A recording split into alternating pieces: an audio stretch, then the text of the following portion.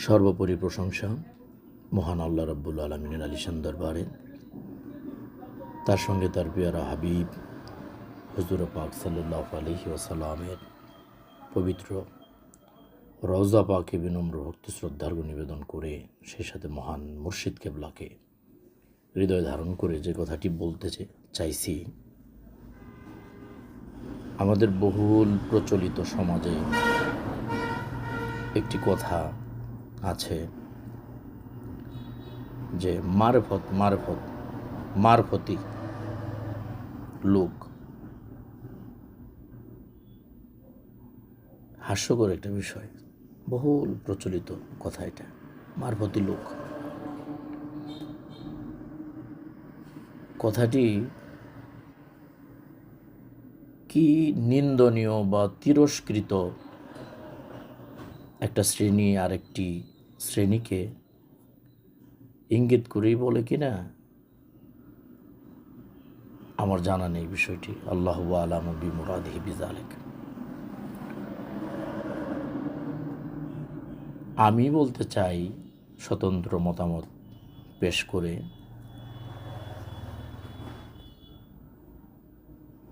বর্তমানে মারেফত যেই শব্দ আমরা বুঝে থাকি, চিনে থাকি,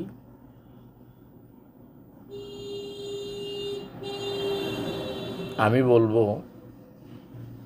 প্রত্যেকটা মানুষই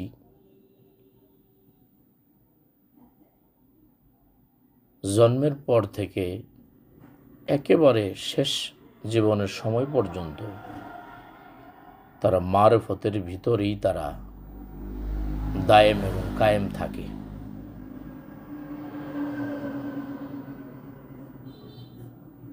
প্রত্যেকটা মানুষই মারেফতপন্থী, মারেফতের আদর্শেই তারা লালিত পালিত। আবার অনেক ক্ষেত্র বিশেষ আরেকটা শ্রেণী মানুষের মধ্যেই, এই মানুষের মধ্যেই তারা নিজেদেরকে ইসলাম দিন বুঝনেওয়ালা হিসেবে দাবিদার। সেক্ষেত্রে তারা শরীয়তি মানুষ, ধর্মকর্ম ইত্যাদি পালনকারী হিসেবে তারা তাদের নেসবতে বোঝানোর চেষ্টা করে থাকে। সেই দৃষ্টিকোণ থেকে বললাম, গোটা বিশ্বে কোনো শরীয়তের পাবন্দি কোনো মানুষ নেই।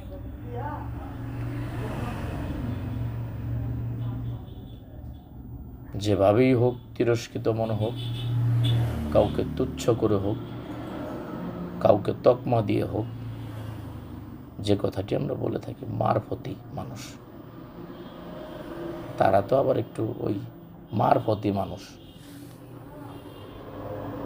আমি বলবো কথাটি ধ্রুব সত্য। প্রতিটা মানুষের জন্মের পর থেকে একেবারে হাত্তা জুত্তুমুল মাকাবির, কবর পর্যন্ত প্রত্যেকটি মানুষই মারফতের ভিতরেই সে লালিত এবং পালিত হয়। শরিয়াত এই শব্দটির আবিধানিক অর্থ লুগাতের মধ্যে এসেছেন সোজা পথ, দৃশ্যমান বস্তু, দেখা যায় এমন কিছু, তাকে আবিধানিক অর্থে শরীয়ত, যাহা চোখে দেখার জিনিস, এই নামকরণ করেছে শরীয়তের আবিধানিক অর্থে। আর শরীয়তের পারিভাষিক অর্থ হলো যে নিয়মাবলী আল্লাহ এবং রসুল পাকের দেওয়া দুনিয়াতে এসেছে, এমন কিছুকে শরীয়তের আল্লাহ পাকের হুকুমাত, এটাকে বুঝিয়ে থাকি। আমরা সাধারণত বুঝে থাকি। আমি বলবো আল্লাহ সুবহানাহু ওয়া তাআলা এবং তার প্রিয় হাবিব সাল্লাল্লাহু আলাইহি ওয়াসাল্লামের পবিত্র পথ নির্দেশিকা আল্লাহ পাকের হুকুমকে জানা এবং মানা। আল্লাহ পাকের হুকুম, তার আদেশ, তার নিষেধ, এটা জানা এবং মানা নির্ভর করেছে আমার হুজুর পাকের উপর। কারণ সে জেনেছে, সে জেনেই আমাদের মধ্যে জানিয়েছে। অতএব তার এই পথনির্দেশক যে বাণী, তার যে পথের যে আদর্শ, যে তার জীবদ্দশায় কর্মক্রিয়া দুনিয়ার জমিনে যা বাস্তবায়ন করে গিয়েছেন, যে আদর্শের উপর, যে মতের উপর তিনি ছিলেন, সেই মত এবং পথ যদি আমরা মানতে চাই, বাস্তবায়ন করতে চাই, তাহলে হুজুর পাকের সেই বাণী যে পয়িতরাতিহি তারাকতুম ফিকুম আমরাইন লাং তাদিল্লু মা তামাসসাকতুম বিহিমা কিতাবাল্লাহি ওয়া ইতরাতিহি, অর্থাৎ তার আহলে বায়াত, তার পরিবার, তার আহালকে আগে জানতে হবে। কারণ তার আহাল, তার পরিবার সর্বপ্রথম জানতো আমার হুজুর পাক যে দ্বীনের উপর প্রতিষ্ঠিত ছিল, তার মানসিকতা, তার সমস্ত কিছু সম্পর্কে সবচাইতে বেশি জানতো হুজুর পাকের পরিবার। সুবহানাল্লাহ, ঠিক না বেটি? আমি কেমন, ভালো না মন্দ, বা আমার কোন আদর্শের মানুষ আমি, এটা আমার পরিবারের চাইতে কেউ গোটা বিশ্বে বেশি জানে না। অতএব কারণে আল্লাহর হাবিব সাল্লাল্লাহু আলাইহি ওয়াসাল্লামের বাণী যে হে দুনিয়ার জমিনের উম্মত, তোমরা ততক্ষণ পর্যন্ত পথভ্রষ্ট হবে না আমি রসুল, তার জন্য কথা দিলাম যদি তোমরা আমার পরিবার তথা আহলে বায়তকে তোমরা অনুকরণ করো। সুবহানাল্লাহ। আরেকটি রিওয়ায়াত, আরেকটি হাদিস আছে, সুস্পষ্ট হাদিস, তারাকতুম ফিকুম আমরাইন লাং তাদিল্লু মা তামাসসাকতুম বিহিমা কিতাবাল্লাহি ওয়া সুন্নতিহি।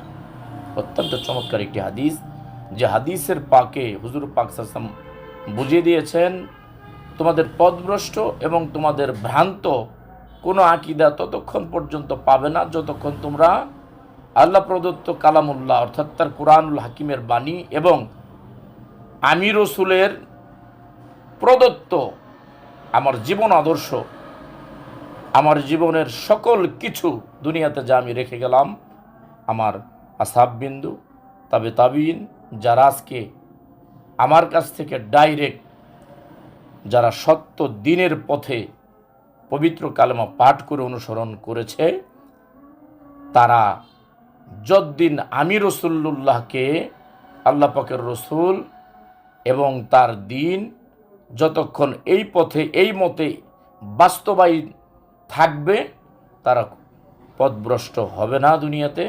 এই ওয়াদা আমি রসুল দিয়ে গেলাম। সুবহানাল্লাহ। এখন অনেকেই আমরা এইটা কথাটা নিয়ে আমরা দ্বন্দ্ব করি। আমি কিন্তু দুইটা হাদিস নিয়ে আমি রসুল পাকের বাণী নিয়ে আমি ক্লিয়ার করলাম। একটা হলো যে আমি রসুল্লাহর আহাল তথা আহলে বায়াত পাক পাঞ্জাতন, তাদের তোমরা আঁকড়ে ধরে থাকবে। এটা এই কথাটা ওই হাদিসটাকে আমি আরো গুরুত্ব আরোপ করার জন্য বলছি। কুরআনুল হাকিমের একটি দলিল, মাসালা কুরআনুল হাকিম থেকেই বলছি। সেটা হলো আল্লাহ সুবহানাহু ওয়া তাআলা ফরমান, কুল্লা আসআলুকুম আলাইহি আজরান ইল্লা মুআদ্দাতা ফিল কুরবা। অর্থাৎ হে রাসূল, আপনি বলে দিন তাদেরকে, কাদেরকে? আপনার উম্মতগণকে, যে আমি তোমাদের কাছে যে দ্বীনের সুসংবাদ পৌঁছে দিলাম, এই দ্বীনকে বোঝানোর জন্য যে মেহনত করলাম, আমি দান মোবারক শহীদ করলাম, আমি কারবালার প্রান্তরে আমি ৭২ জনকে শহীদ করলাম আমার পরিবারের, আমি এর বদলতেও তোমাদের কাছে হে দুনিয়ার উম্মত কিছুই চাই না। যতদিন দুনিয়ার জমিন আমার আহাল তথা আহলে বায়াত পাক পাঞ্জাতনের উত্তরাধিকারী হয়ে যারা দুনিয়াতে তোমাদের মাঝে দাওয়াত পৌঁছে দিবে, তাদেরকে তোমরা অসম্মান করো না। তাদেরকে তোমরা কোনোভাবেই অসম্মান, ইজ্জত, তাদেরকে কোনো কারণে এনকার তোমরা করবে না। যদি তোমরা তাদেরকে সম্মানিত করো, আমি আল্লাহ কাল কিয়ামত দিবসে তার প্রতিদান তোমাদের প্রদান করবো। সুবহানাল্লাহ। এটা অকাঠ্য দলিল কুরআনুল হাকিমের। এটা থেকে পিছিয়ে যাওয়ার কোনো সুযোগ কোনো উম্মতে মুহাম্মদীর নেই। আর সেই কথাটি হুজুর পাকের পবিত্র জবান নিঃসৃত বাণী কি, তারাকতুম ফিকুম আমরাইন লাং তাদিল্লু মা তামাসসাকতুম বিহিমা কিতাবাল্লাহি ওয়া ইতরাতিহি। ইতরাত অর্থ তার বংশধর, তার আহাল পরিবার, আহলে বাইত, যতদিন তোমরা আহলে বায়াতকে আঁকড়ে ধরবে ততদিন তোমরা ভ্রান্ত পথগামী হইবে না, পথভ্রষ্ট হইবে না, গুমরাহি কোনো কিছু তোমাদেরকে ছুঁইতে পারবে না যতদিন তোমরা আহলে বায়াতের পাবন্দী হয়ে থাকবে। যেমন কুরআনুল হাকিমের অকাঠ্য দলিল এক হলো আল্লাহ সুবহানাহু ওয়া তাআলা যেটা বলেছেন যে আমার আহাল পাক পাঞ্জাতন এদের যেই মর্যাদা সম্মান আজমত শুনবার পর জানিবার পর আমার আহলে বায়াতের দাওয়াত তোমাদের কাছে পৌঁছানোর পর তোমরা তাদেরকে সম্মান দিলে, ইজ্জত দিলে, আমি আল্লাহ তোমাদেরকে বাড়িয়ে দেব তোমাদের ইজ্জত, সম্মান, রিজিক সুবহানাহু ওয়া তাআলা। এবং সেই সাথে আরেকটি হুজুর পাকের মুখনিসৃত বাণী কি, তোমরা কিতাবুল্লাহ ওয়া সুন্নতিহি, এর দ্বারা অনেকেই উলামায়ে কেরাম যারা আছে বন্ধুবর তারা বলতে চায় আল্লাহ পাকের কোরআন এবং রাসূল পাকের হাদিস যারা মানবে তারা পথভ্রষ্ট হবে না। আমি একমত, এ কথার মধ্যে দ্বিমত পোষণ করব না, কারণ আল্লাহ সুবহানাহু ওয়া তাআলার বাণী, বাণীটা কার? আল্লাহ। বাণীটা কার? আল্লাহর। আচ্ছা, আল্লাহকে জানতে হলে, বুঝতে হলে অবশ্যই আল্লাহ ওয়ালা যিনি সেই পারবে একমাত্র আল্লাহ পাকের পথের দিকে গাইডেড করতে। রাইট না রং? রাইট।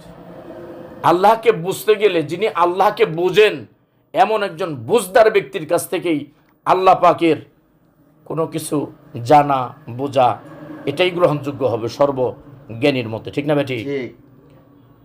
আর এই যে জানা, যারা এই যে জানা মানা আল্লাহকে, যিনি আল্লাহকে বুঝেন না নিজেই, যিনি আল্লাহকে জানেন না ওইভাবে, যিনি আল্লাহর সৃষ্টির তত্ত্ব, আল্লাহর এই দুনিয়ার সৃষ্টি মাঝে যে আল্লাহ পাকের কি গুরুত্ব, আল্লাহ পাকের কি শান মান আজমত অন্তর্নিহিতভাবে, যিনি বিল গায়েবের মালিক, যিনি তার গায়েবের অদৃশ্য ক্ষমতা যার মাঝে বিদ্যমান নাই। আমরা শুধু ওই উপরের ভাগটাই বুঝি, উপরের ভাগ সম্পর্কে কথা জানি, কিন্তু আমার এই দেহের ভিতরে নিঃশ্বাস চলছে এটা দেখা যায় না, এ সম্পর্কে জানি না। আমি আঘাত পেয়ে ব্যথা পেয়েছি, এই সম্পর্কে আমার ব্যথাকে আমি দেখাইতে পারি না, শুধু ব্যথার যন্ত্রণা পাচ্ছি আরেকজনকে বলছি, কিন্তু ব্যথা কি এটা বুঝি না। দুঃখ, যন্ত্রণা, বিভিন্ন ধরনের অশান্তি নাম শুনেছি, অশান্তির কি ধরনের ক্রাইটেরিয়া জানি না। দুঃখ, এই দুঃখের কি, দুঃখটা কি আমাদেরকে কিভাবে গ্রাস করে, দুঃখটার ভিতরকার অবস্থাটা কি আমরা আজও বলতে পারি না। আমরা যা চোখে দেখি তাই জানি, আমরা আজও অনেক কিছু আছে দেখা যায়, দেখানো যায় না, সে সম্পর্কে আমরা কোনো ধরনের আমরা ব্যাখ্যায় যেতে পারি নাই। আমি বলবো তাহলে কিভাবে আমরা এ সম্পর্কে জানি? আল্লাহ সুবহানাহু ওয়া তাআলা কুরআনুল হাকিমে বলেছেন আলিফ লাম মিম যালিকাল কিতাব লা রাইবা ফি, এখানে ইহার নিগুর রহস্য একমাত্র আল্লাহ পাকই পরিহিত, আর কেউ জানি না। বলেছেন ইয়াসিন, ইহার নিগুর রহস্য একমাত্র আমি আল্লাহ জানি, আর কেউ জানি না। বলছে কাফ, সূরা কাফের মধ্যে নিগুর রহস্য সেই জানে, আর কেউ জানায় না। আচ্ছা, তাহলে যদি তাই না জানে একজন ব্যক্তি দুনিয়াতে, আমি বলেছি কথাটা পেছনের যুক্তি, প্রথম দিকে যাব, গভীর মনোযোগ। দুনিয়াতে একটা মানুষ জন্মগ্রহণের পর থেকে তার মৃত্যুর দিন পর্যন্ত সে মারেফতের ভিতরে অধিষ্ঠিত থাকে, পরোক্ষ এবং প্রত্যক্ষ দুইভাবেই। কিভাবে? সে কালকের খবর জানে না, যা দেখা যায় না, যা জানানো যায় না, যা বোঝানো যায় না, যাহা ভিতরের বিষয়, নিগুড় বিষয়, অদৃশ্য বিষয়, তাকেই মারফত বলা হয়েছে। বিষয়টা কার? আল্লাহ সুবহানাহু ওয়া তাআলার নিগুড় রহস্য, যা দেখা যায় না, যা বোঝা যায় না, সে সম্পর্কে জ্ঞান লাভ করাকে ইলমে মারফত বলা হয়। যদি তাই হয়, কালকে আমার কি হবে? আমি আসর ওয়াক্তের নামাজ পড়েছি, মাগরিব আমি পারবো কিনা, এ যেহেতু আমি জানি না, তবে এই তাওয়াক্কাল আমার ভিতরে আছে যে আমি মাগরিবের নামাজ পড়বো, ঠিক না বেঠিক? ঠিক। যারা নামাজি, যারা মুসলমান মুমিন, তারা নামাজ, তারা আজানের কণ্ঠ তাদের কর্ণে শোনা মাত্র তারা প্রস্তুত হয়ে যায় যেমন অ্যাজ লাইক এ সোলজার। তারা ওই যুদ্ধের দামামা কখন শুনবে এই খেয়ালে তারা থাকে। ওই আজানের ধ্বনি আসা মাত্র তারা আল্লাহ পাকের তারা দণ্ডায়মন হয়ে যায়, হাজির হয়ে যায়।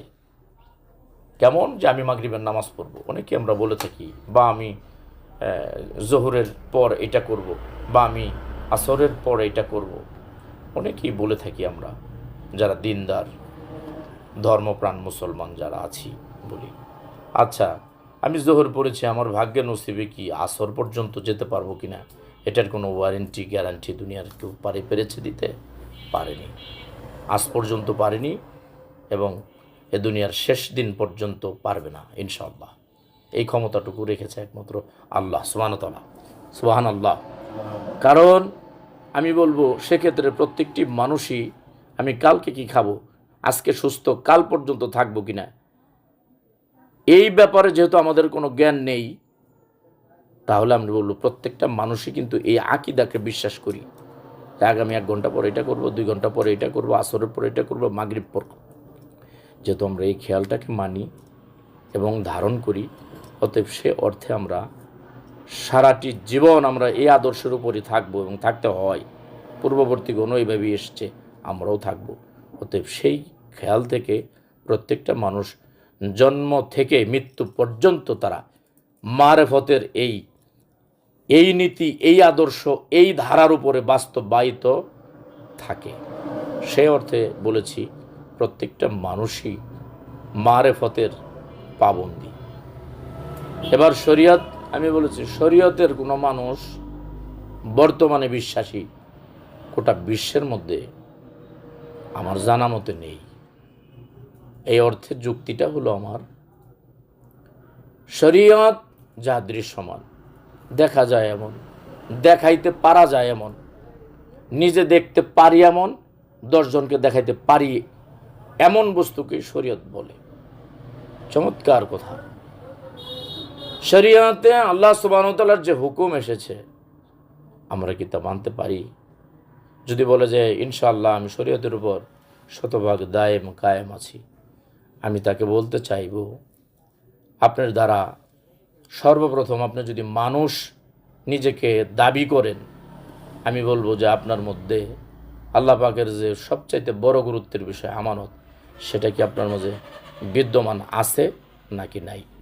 দয়া করে আপনি ইখলাসের সাথে নিজের অন্তরকে সাক্ষী রেখে, আপনার ভিতরে যিনি আছে, যিনি আসা যাওয়া করে সর্বক্ষণ, যিনি আল্লাহ পাকের সেই অস্তিত্বর ধন, যেটা নিঃশ্বাস প্রশ্বাসে আমাদের মাঝে আসা যাওয়া করে, তাকেই সাক্ষী রাখেন। তার সাথে মিথ্যা বললে আপনি ডাবল সাজায় দণ্ডিত হবেন। বলেন যে সে আমানতের ধন, সত্য আমানতের ধন, যেই ধনকে পুঁজি করে আপনি আজকে মানুষ পরিচয় দেন, যেই ধনকে পরিচয় দিয়ে আজকে আপনি সত্যতা স্বীকার করে আপনার সন্তানকে নিজের সন্তান বলেন, সেই আমানতের ধন কি আপনার কাছে রক্ষিত স্ব অবস্থায় আছে কিনা? এই প্রশ্নটি আমি গোটা বিশ্বের প্রত্যেকটা মানুষের কাছে রেখে গেলাম। যদি এইটা ঠিক থাকে, তাহলে সেই ব্যক্তি সত্যিকার মানুষ এবং সত্যবাদী মানুষ, অর্থাৎ সিদ্দিকগণ হিসাবে আমি তাকে জানবো এবং মানব। যদি এটা সঠিক সাক্ষী, সে ভিতরের মানুষটাকে, যেটা ইনসাইডেড, যে বিদায় নিলে আর দুনিয়াতে তার 10 মিনিট থাকার অবস্থা দুনিয়াতে নেই, আমি তাকে সাক্ষী রেখে বললাম, যদি ওইটাকে আপনি রাইট আনসার দিতে পারেন, তাহলে আমি তাকে দুনিয়ার জমিনের একজন শরীয়তের পাবন্দি একজন মানুষ হিসেবে আমি তাকে জানবো এবং তাকে মানব। এই প্রসঙ্গে আবারও একটি আলোচনা আসবে সামনে, ইনশাআল্লাহ অপেক্ষা করুন, সাথে থাকুন। আমাদের যে দরবার বিশ্বনূর মঞ্জিল তথা ঢাকা উত্তর পাক দরবার শরীফের, আপনারা সঙ্গে থাকবেন, সাবস্ক্রাইব করবেন, যে পেজ আছে অফিসিয়াল, এর মধ্যে থাকবেন ইনশাআল্লাহ। সুন্দর সুন্দর বস্তুনিষ্ঠ কোরআনুল হাকিম, বিজ্ঞান এবং সত্য বাস্তবতার নিরিখে যদি আপনারা দিনকে বুঝতে চান, তাহলে সঙ্গে থাকুন। ধন্যবাদ সবাইকে। আসসালামু আলাইকুম ওয়া রাহমাতুল্লাহি ওয়া বারাকাতুহু।